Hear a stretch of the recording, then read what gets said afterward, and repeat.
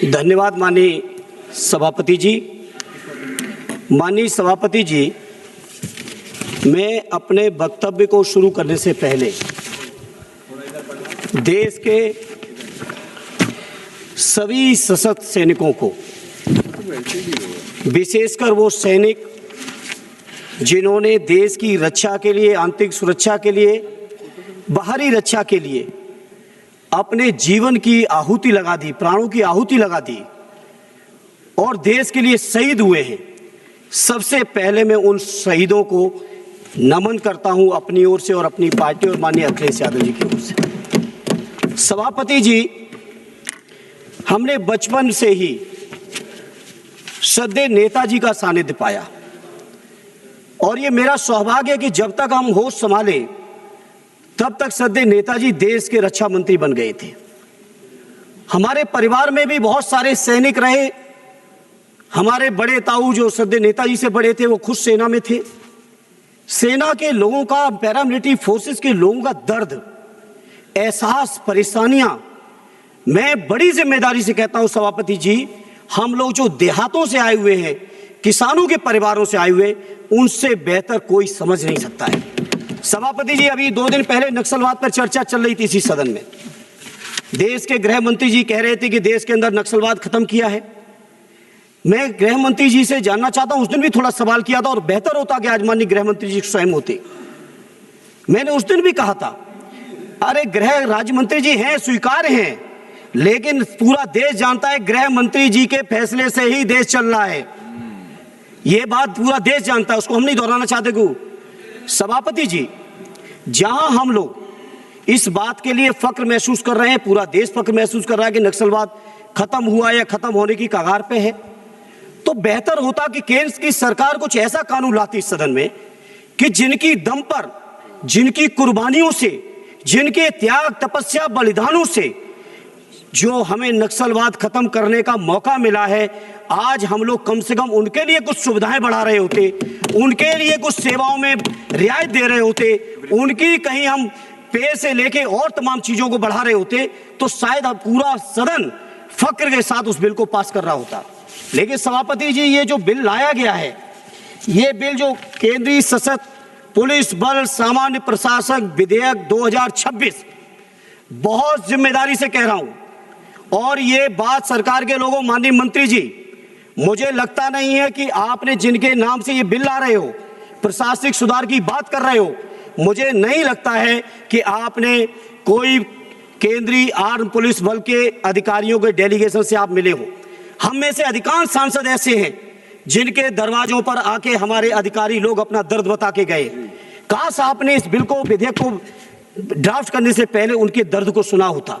सभापति जी, अभी हमारे मीना जी कह रहे थे, हम लंबा नहीं दोहराएंगे उसको, आखिर क्या कारण है कि हमारे केंद्रीय पुलिस फोर्स के लोगों को उच्च न्यायालय, सर्वोच्च न्यायालय जीतते हुए फिर सर्वोच्च न्यायालय में भी सरकार को चैन नहीं पड़ा, उसके बाद रिव्यू पिटीशन में चले गए, रिव्यू पिटीशन भी हार गए, तो विधेयक ले आए और विधेयक में क्या कहा कि हम सुधार करने जा रहे हैं। क्या सुधार कर रहे हैं आप जितने भी केंद्रीय पैरामिलिट्री फोर्सेस हैं, उन फोर्सेस में आप आईपीएस को डेपुटेशन पे लाके ऊपर से बैठाना चाहते हो। पूरे जीवन की जो उनकी मेहनत है, त्याग है, तपस्या है, जो अनुभव है विपरीत परिस्थितियों में काम करने वाला, उन अनुभवी अधिकारियों का पूरी तरह से आप उपेक्षा कर रहे हैं, मनोबल तोड़ रहे हैं।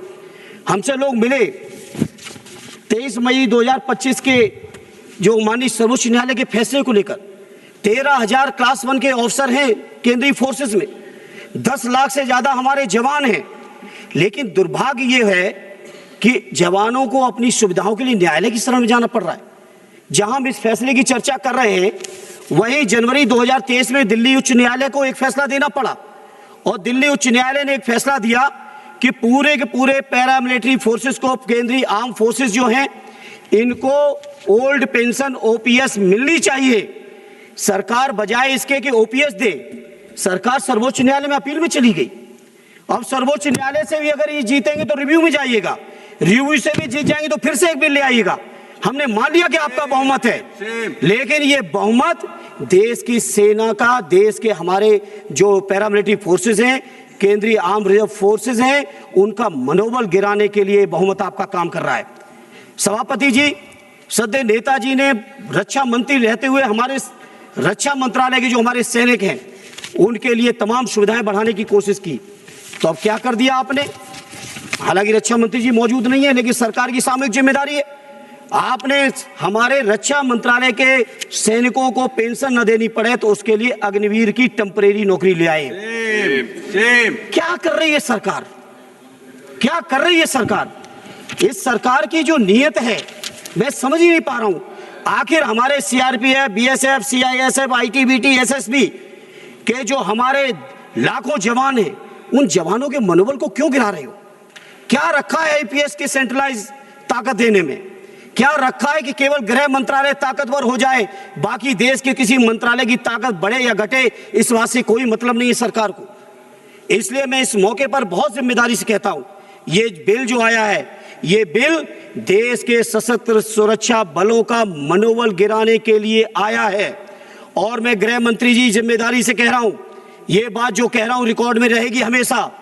ये जो कुछ भी आप लोग कानून बना रहे हो, चाहे इस बिल के माध्यम से हमारे केंद्रीय सुरक्षा बलों के मनोबल को गिरा रहे हो, उनके पदों को घटा रहे हो, 13-13 साल, 15-15 साल हो जा रहे हैं, उनको प्रमोशन नहीं मिल रहा है।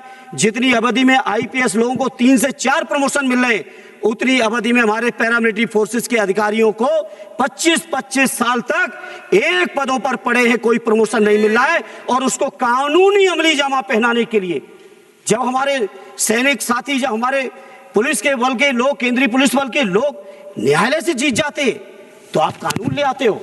उसके बाद राजा साहब आप बहुत तारीफ कर रहे हो, मैं समझता हूं पूरा देश का अर्धसैनिक बल इस बात को देख रहा है, पूरे देश की हर सीमा पे देख रहे हैं लोग, जो हमारे देश की 13,000 किलोमीटर की जो सीमा है उसको देख रहे हैं।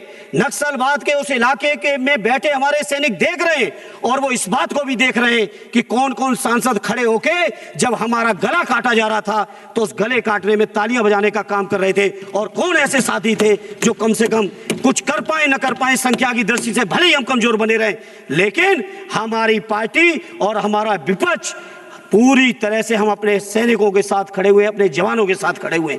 इन्हें सभापति जी, मैं इस मौके पर आपसे कहूंगा, उस दिन गृह मंत्री जी की मौजूदगी में भी कहा था, आज फिर इस बात को मैं दोहराना चाहता हूं, जो भी हमारे सैनिक सीमा पर शहीद हों, नक्सल से लेके अगर किसी भी ऑपरेशन में शहीद होते हैं, तो उन सैनिकों को शहीद का दर्जा मिलना चाहिए।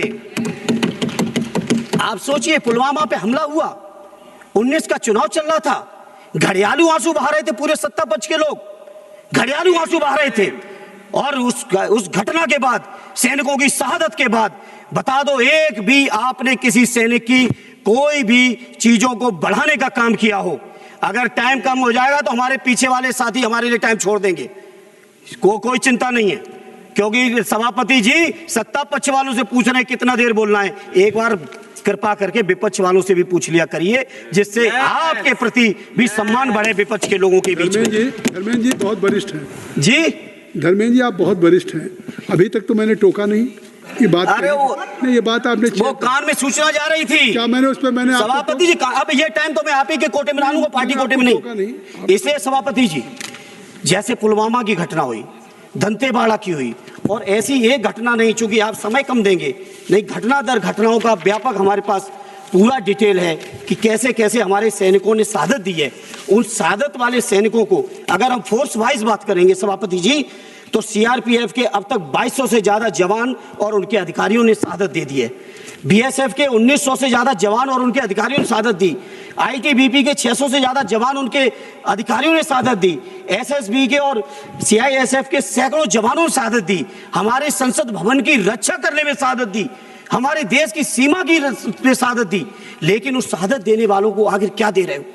उनके परिवार के लोग, हम में से अधिकांश लोग जाते हैं जब कोई सैनिक खत्म होता है, जब जाते हैं, सदैव नेताजी का बनाया हुआ कानून था कि हर सैनिक की डेड बॉडी सम्मान के साथ, राष्ट्रीय सम्मान के साथ गांव के अंदर उसके पैतृक स्थान पर उसकी अंत्येष्टि होती है।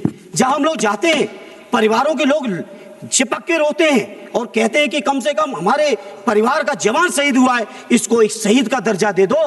वो शहीद का भी दर्जा देने में आपकी सरकार कंजूसी पे कंजूसी, छोटा मन से छोटा मन करते चले जा रहे हैं। और वहीं किसी अगर उद्योगपति को जरा भी सुविधा चाहिए है तो आपकी भी तो है। 16.5 लाख करोड़ आपने माफ कर दिए, लेकिन हमारे सैनिकों की शहादत के सम्मान के लिए आपके पास फंड नहीं है, आपके पास पैसा नहीं है। इसलिए मैं बहुत जिम्मेदारी से कह रहा हूं, हाजिर मीना जी ने, कांग्रेस के हमारे साथी ने कहा है, मैं उनके साथ अपने को जोड़ते हुए कह रहा हूं, इस बिल पर बहुत गंभीर चिंतन मंथन होना चाहिए। जितने इसके स्टेक होल्डर्स हैं, जितने पैरामिलिट्री के हमारे अधिकारी हैं, हमारे कर्मचारी हैं, उनकी राय मशवरा आनी चाहिए और इस बिल को जेपीसी में जाना चाहिए। साथ ही साथ एक आधा मिनट लेंगे, सब ज्यादा नहीं लेंगे, साथ ही साथ इस बिल को जेपीसी में भेज के इसको व्यापक चर्चा का मौका दीजिए। हमारे सैनिकों की सुनिए, हमारे पुलिस के जवानों की सुनिए, उनके अधिकारियों की सुनिए। और दो काम जो मैं अपनी पार्टी और माननीय अखिलेश जी की ओर से मांग करता हूं, सरकार के लोगों, अगर जरा भी संवेदनशीलता है, जरा भी सैनिकों के शहादत के लिए आपकी आंखों में आंसू हैं, तो कम से कम 2 फैसले ले लो, लोग याद करेंगे आपको। 2 फैसले ले लो, मेरा सुझाव है।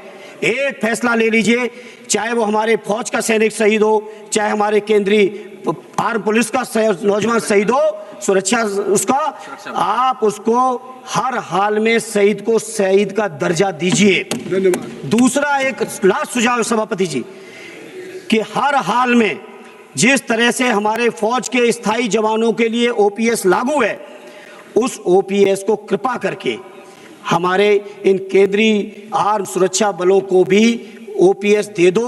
न्यायालय का निर्देश है, न्यायालय के निर्देश के बाद भी अगर आप नहीं करते हो तो ईश्वरी मालिक है। इसे मैं अपनी पार्टी की ओर से, अपने नेता आदरणीय अखिलेश यादव जी की ओर से, अपने सभी शहीद सैनिकों को एक बार श्रद्धांजलि देते हुए, उनको सलामी देते हुए, उनके त्याग, तपस्या, बलिदान की जो उन्होंने देश के लिए दिया है, उसके प्रति कृतज्ञता ज्ञापित करते हुए इस बिल का पुरजोर विरोध करता हूं और अपील करता हूं, इसको जेपीसी में भेजिए। बहुत बहुत धन्यवाद।